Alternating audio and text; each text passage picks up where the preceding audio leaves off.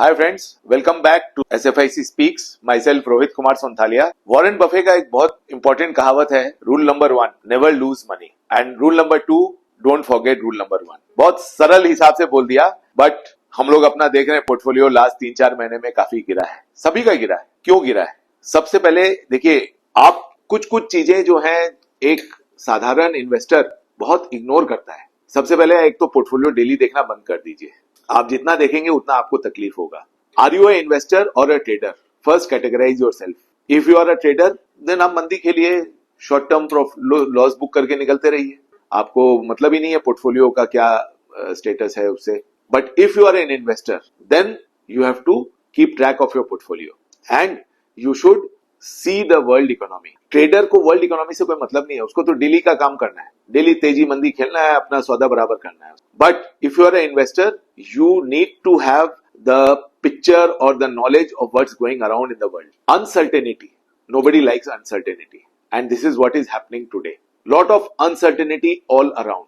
First started with Ukraine and Russia war, then this Gaza and Israel war. Now after Trump election in November 24 and once he has now become the president, उसके बाद से उसका tariff का चालू हो गया। Have you understood what is tariff? ये जो टैरिफ है, ये जो अमेरिका इंपोर्ट करती है उस पे वो टैरिफ लगाई। वो टैरिफ आज के दिन 8-10%, 2% भी है, किसी में टैरिफ नहीं भी है। वो उसका कहना है ट्रंप का कि हम अगर इंडिया 100% टैरिफ लगाती है तो हम भी 100% टैरिफ लगाएंगे। इसका मतलब क्या हुआ? इसका मतलब ये हुआ, इंडिया ने 10,000 रुपए का सामान एक्सपोर्ट किया यूएस को, यूएस उस पर 10,000 रुपया टैरिफ लगाएगा। जो आज के दिन सपोज 10% है तो 1,000 रुपए टैरिफ है। अब यूएस गवर्नमेंट उस पर 10,000 रुपए टैरिफ लगाएगी तो वो सामान 10,000 की 11,000 की जगह 20,000 का हो गया। वो एक्स्ट्रा जो 10,000 टैरिफ का गया वो किसके पास जाएगा? वो यूएस गवर्नमेंट की आमदनी होगी। नुकसान किसको होगा? नुकसान वहां के बायर को होगा, बिकॉज उसके लिए परचेज कॉस्ट बढ़ गया। एक ये सिनेरियो। दूसरा सिनेरियो, अब इंडिया की साइड में आते हैं। इंडिया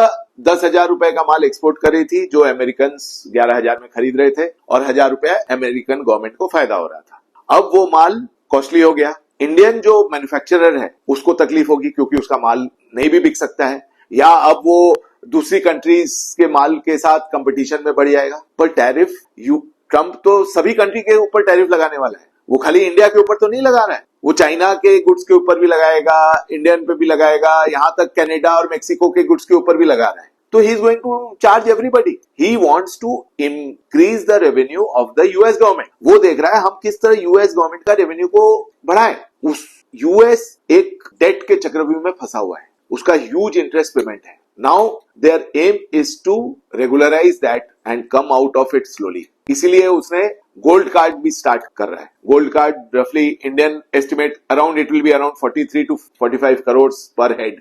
वो भी एक तरह का फीस लगा दिया है कि आप आओ अमेरिका में, आप आओ 45 करोड़ रुपया आप गोल्ड कार्ड खरीदो, you become a normal US resident, will give you a green card and all that, आप यहाँ पे आराम से रहो। तो क्या ये दे आर स्ट्रगलिंग? क्या इससे आपको क्या समझ में आ रहा है? ये हाथ पांव मार रहा है ट्रंप, उसको अपने आप को बचाना है, अपना कंट्री को बचाना है, उसको बाहर निकालना है डेट सर्कल से। इसीलिए वो ये सब कर रहा है। इसका इफेक्ट आएगा नहीं आएगा बताना बड़ा मुश्किल है, क्योंकि वो आप देखिए रोज स्थगित करते जा रहा है। कब पहले फरवरी से स्टार्ट होने था, फिर मार्च हो गया, अब अप्रैल तक चला गया। And he is trying to put pressure tactics. He is a businessman, mind you, Trump is a businessman and he has his thought process. He thinks like a businessman. He may later on sit down and bargain कि ठीक है हम 100 नहीं लगाएंगे, हम 20% tariff कर देंगे आपका, जो भी है। दूसरी तरफ वो इंडिया पे प्रेशर डाल रहा है कि आप मेरे गुड्स जो इंपोर्ट करते हो टैरिफ उस पे कम करो। And one of them is cars, where he wants Tesla to come in India with 0% tariff. अब क्या इंडिया गवर्नमेंट अलाउ करेगी टेस्ला को अपना गाड़ी बेचने विदाउट एनी टैरिफ? तो आज के दिन 100% टैरिफ है इंपोर्टेड कार्स पे। अब सोचिए टेस्ला अगर यहाँ पे 0 टैरिफ में माल बेचने लग गई तो यहाँ Indian manufacturer Maruti, Mahindra, Hyundai जो मैन्युफैक्चरिंग है उनका क्या होगा? इंडियन कंपनी को भी तो बचाना है। तो ये सब जो माहौल है ना, ये अनसर्टेनिटी हो गया एक तरह का। आज हमको पता नहीं कि क्या होने वाला है, फ्यूचर क्या दिख रहा है। तो आदमी जब आपको नहीं समझ में आता है, एक व्यापारी आदमी क्या करेगा? वो चुप से बैठ जाएगा, मतलब नहीं पहले पिक्चर क्लियर होने दो तब अपने इन्वेस्ट करें। That is the same scenario which is happening now. Plus suddenly China का मार्केट ज्यादा सस्ता हो गया तो लोग यहां से रुपया निकाल के चाइना में डालने, माइट बी। बट चाइनीज का अलग प्रॉब्लम है, वहां पे रुपया डालना तो बहुत इजी है, निकालने में परेशानी होती है, and which all the investors know, but it is very difficult to say कि जो चाइनीज निवेशक हैं उन लोग क्या देख के निवेश कर रहे हैं वहां पे. Of course valuation is no doubt a concern, but again that market has run up by almost 15 to 20% in the last 3 months. So वहां पे भी अब वैल्यूएशन कंसर्न आ जाएगा. तो क्या है ना, इस टाइप की अनसर्टेनिटी बहुत ज्यादा हो रखी है अभी. सबसे पहले अनसर्टेनिटी स्टार्ट हुआ सितंबर एंड रिजल्ट्स थोड़ा म्यूटेड था, दिसंबर वाला थोड़ा बेटर था, but again not as per expectation. We have to wait till March results. I think so March का results will be much better than what it was in सितंबर quarter end दिसंबर quarter.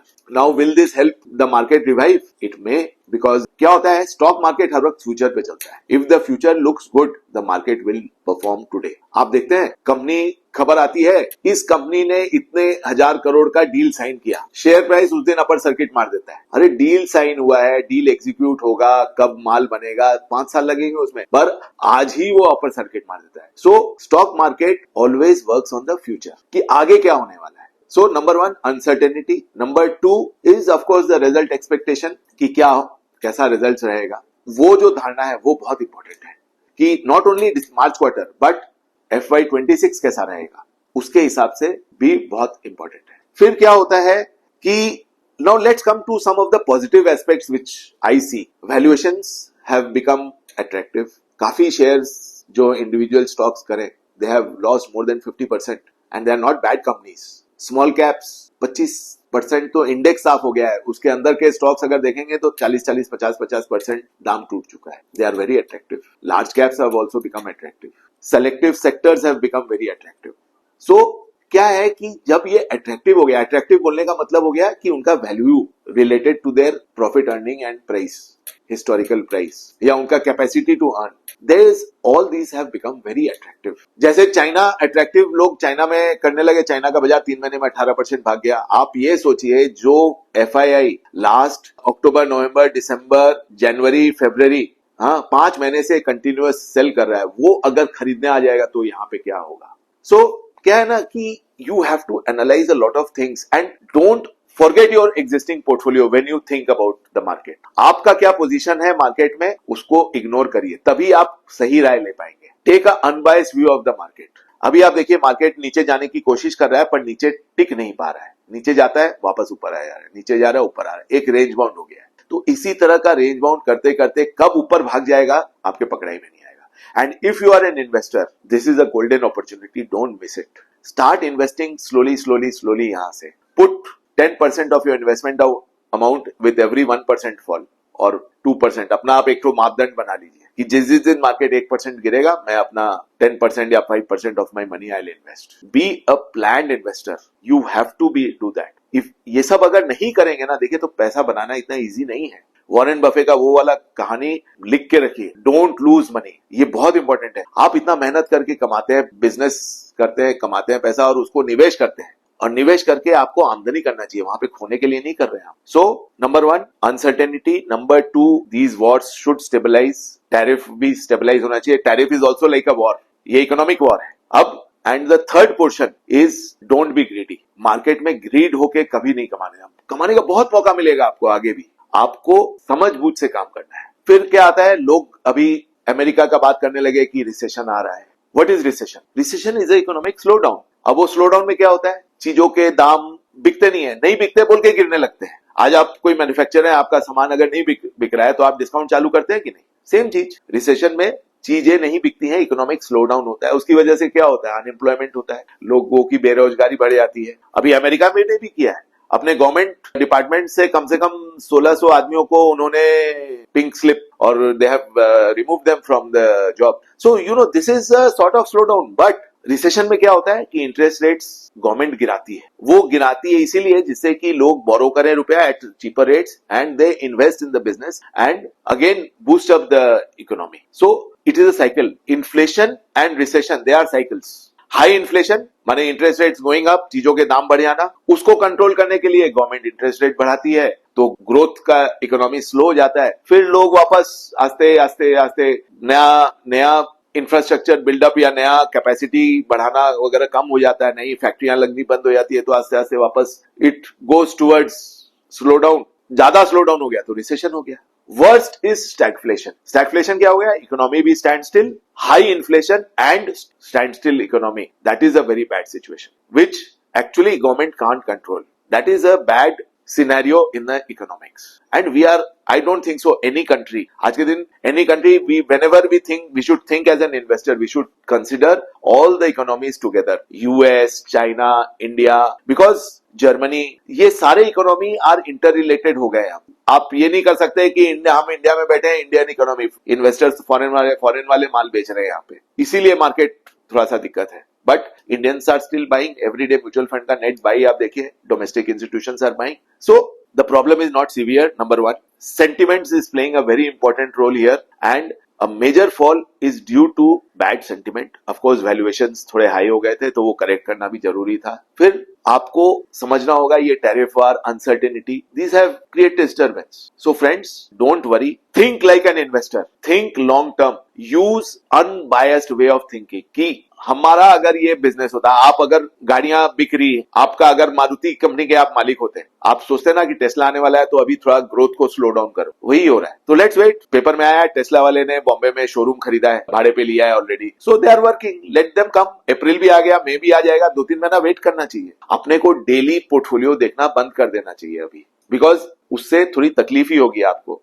And wait for some times. I think happy days will be back again and you will be able to enjoy your gains very shortly. But to enjoy those gains, you have to stay disciplined in your investment. Investment करते जाइए, थोड़ा करके करते जाइए. Don't be leveraged. कभी भी उधार लेके पैसा मत डालिएगा, जो बहुत लोग करते हैं. स्पेशली तेजी के टाइम में तो बहुत लोगों ने किया है. That is the worst. That is not investment. You are acting like a trader. Investor will always make money in the long run. Be an investor, avoid trading in the stocks, avoid taking leveraged positions. And I think so, India is in a very good situation economically, and coming 4-5 years, I think a lot of development in India. Simple मापदंड रखिए, आपके infrastructure country city का improve होने वाला है. City में traffic अच्छा हो जाएगा, गाड़ियां अच्छी रहेंगी, पोल्यूशन कम रहेगा, आपका जाने आने के रास्ते चौड़े हो जाएंगे, अच्छे हो जाएंगे, इंटरसिटी ट्रांसपोर्ट अच्छा हो जाएगा,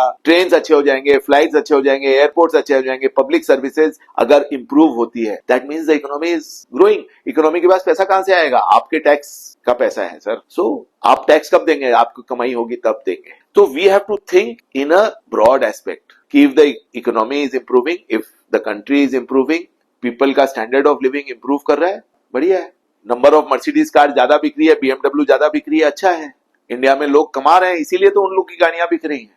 number of car sales, that is why the car sale figure is very important. Every month का फर्स्ट को जो आता है, 1-2 तारीख को हर गाड़ी वाला अपने कार सेल्स का फिगर देता है. This gives us the picture where the economy is. So friends, I think so अभी तक कोई वरी का सिग्नल्स नहीं है. I think so we have gone in a gradual, थोड़ा स्टीप डाउनटर्न था लास्ट 5 months का. This is the 6th month. Things should look up from here. Maybe after a bit of flattish movement, but stay invested and be an investor, not a trader. Thank you. And please subscribe to my channel and I'll come up with more such investment advice or investment suggestions. Please subscribe my channel for more such videos. Thank you.